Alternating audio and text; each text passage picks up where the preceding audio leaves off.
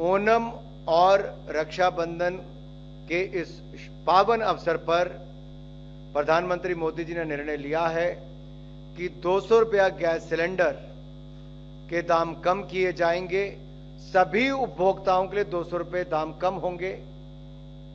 और आज मैं कहना चाहता हूं, जब हम 2014 में आए थे, मोदी जी के नेतृत्व में सरकार बनी, तब देश में मात्र 14.5 करोड़ लोगों के पास रसोई गैस का सिलेंडर था, डोमेस्टिक एलपीजी।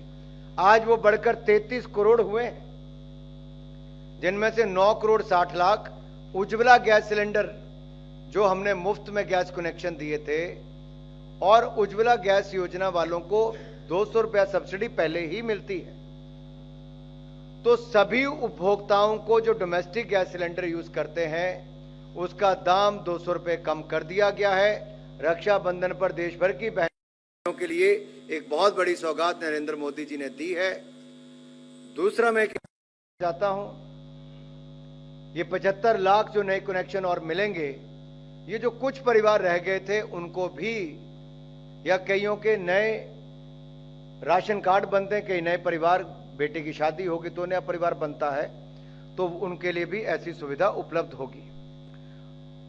ये 75 लाख कनेक्शन मिलने के बाद लगभग 10 करोड़ 35 लाख उज्ज्वला गैस योजना के लाभार्थी हो जाएंगे।